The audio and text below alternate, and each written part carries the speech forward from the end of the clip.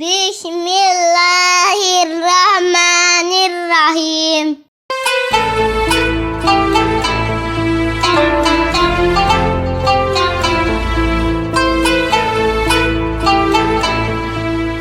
Bismillahirrahmanirrahim.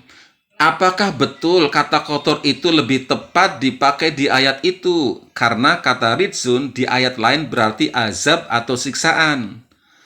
Rijzun juga bisa berarti perbuatan keji. Kalau saya sih, lebih tepat rijzun diartikan perbuatan keji. Karena Allah telah melarangnya, tapi ente melanggarnya, itu adalah perbuatan keji. Atau rijzun diartikan azab atau siksaan. Karena bagi orang yang tidak ikhlas dengan haramnya babi, dia akan tersiksa. Sebab dia tidak bisa mengkonsumsinya padahal babi itu lezat. Tersiksa karena tidak bisa berbisnis atau beternak babi, padahal sangat menguntungkan. Coba bayangkan, babi melahirkan 3 kali setahun dengan jumlah anak mencapai 12 sekali melahirkan. Menggiurkan bukan? Tersiksa karena tidak bisa bermain-main dengannya karena najis. Padahal babi itu imut. Tapi siapa saja boleh memiliki piggy bank atau kalau di Jawa namanya celengan. Celeng itu artinya anak babi. Jangan kaget saudaraku, memang babi itu simbol kesejahteraan di seluruh dunia yang ente bilang kotor itu. Saudaraku, babi itu bukan saja diharamkan untuk dikonsumsi, tapi juga najis atau wajib dihindari untuk disentuh. Diharamkan maksudnya kita tidak boleh menyakitinya, apalagi membunuhnya. Artinya babi akan aman dari kejahatan tangan manusia. Babi akan lestari, bebas berkembang biak.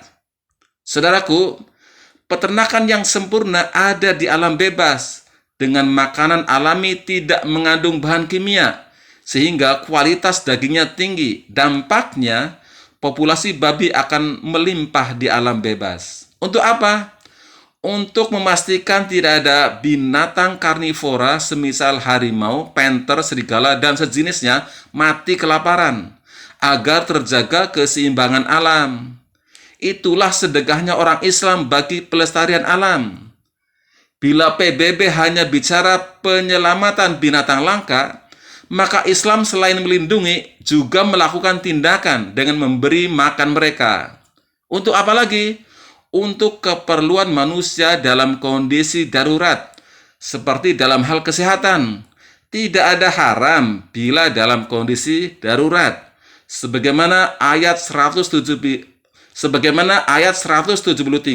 surat Al-Baqarah. A'udzubillahi minasyaitonirrajim. Bismillahirrahmanirrahim. Innama harrama alaikumul maitata waddama wa lahmal khinziri wa ma uhilla bihi li ghairillah.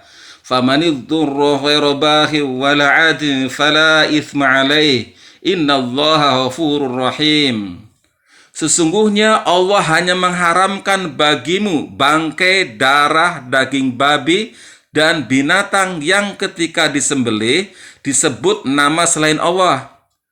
Tetapi barang siapa dalam keadaan terpaksa memakannya, sedang dia tidak menginginkannya dan tidak pula melampaui batas, maka tidak ada dosa baginya. Sesungguhnya Allah Maha Pengampun lagi Maha Penyayang.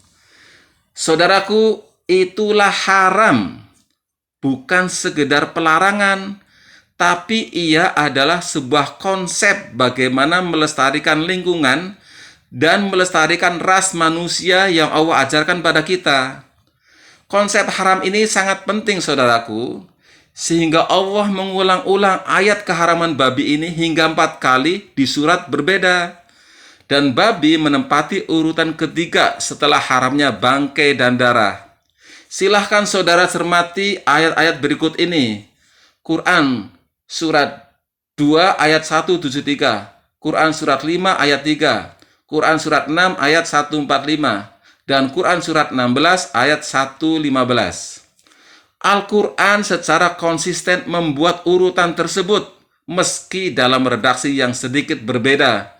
Diulang-ulang biar manusia tidak gagal paham. Oh iya saudaraku, konsep haram ini untuk semua orang, karena Al-Quran diturunkan untuk seluruh manusia.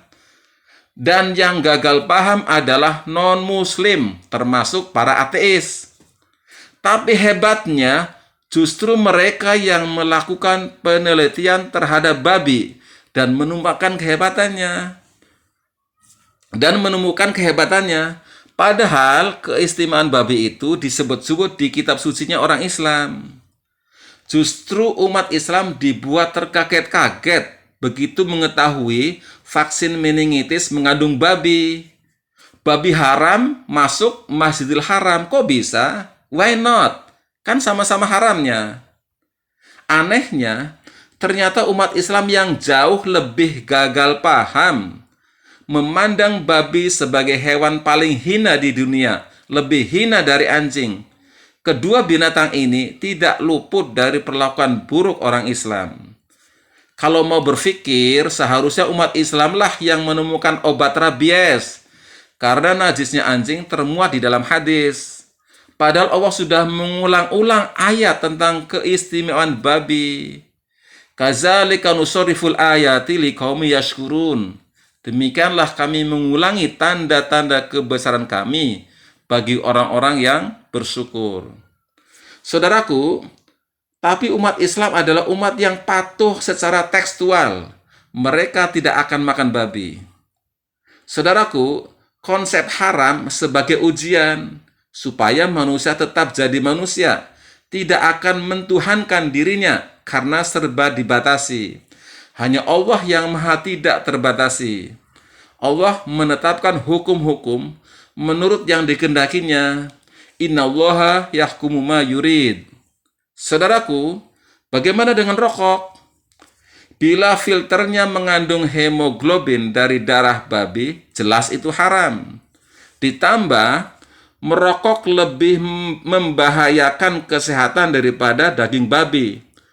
Bukankah sering dokter merekomendasikan pasien untuk tidak merokok? Tidak ada dosa menggunakan vaksin meningitis, juga heparin pengecer darah, karena dalam kondisi darurat. Al-dororu yuzalu, sesuatu yang bahaya itu harus dihilangkan. Namun tidak ada unsur darurat dalam merokok. Jadi saudaraku, merokok lebih haram daripada babi. Wallahu a'lam. Semoga bermanfaat. Wassalamualaikum warahmatullahi wabarakatuh.